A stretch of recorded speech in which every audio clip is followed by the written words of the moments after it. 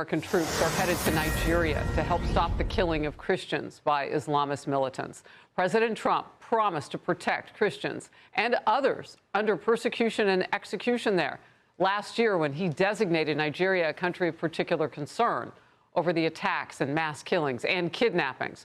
Earlier this week, Congressman Riley Moore was in focus.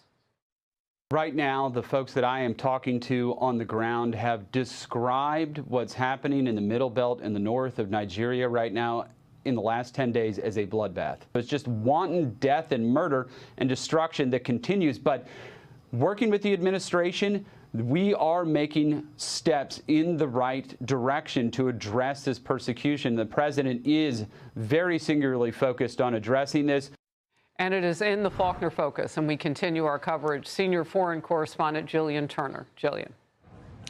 Good morning to you, Harris. President Trump is accusing Nigeria's government of complete and total failure to protect its own citizens from terrorist attacks. So now the Pentagon is deploying, as you mentioned, U.S. service members in the hopes that those troops can help Nigeria's military to help its own people. There are 200 troops, as you mentioned, who are going to be deployed to Nigeria. They are going to work hand in glove with a very small U.S. footprint already there on the ground.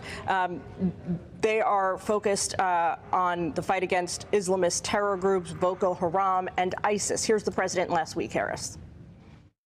When Christians come under attack, they know they're going to be attacked violently and viciously by President Trump. I know it's not a nice thing to say, but that's the way it is. Nigerians have been hit by a series of deadly attacks in 2026 so far. Militants regularly raiding markets, villages, churches, schools all across the country. More than 240 people have been killed so far. This U.S. troop deployment follows, as you mentioned, the designation of Nigeria as a country of concern in October.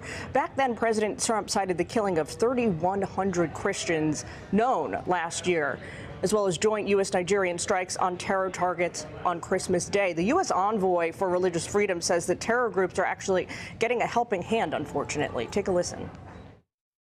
Nigeria is now the deadliest place on the planet to be a Christian. At the same time, the Nigerian government is seeking and receiving support from countries I previously named: China, Russia, Turkey, and Saudi Arabia. I wonder why.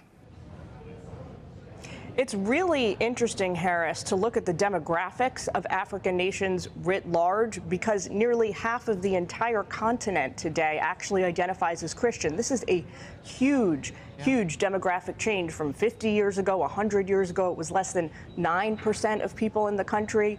This incredibly swift and transformational change, I guess, is coming with a huge cost. Harris? Well, and for the first time, there have been studies, Pew among them, that have looked at the size and scope of Christianity around the globe. And by numbers, it is now outnumbering other religions on the planet. So what you're watching is where that's happening in particular.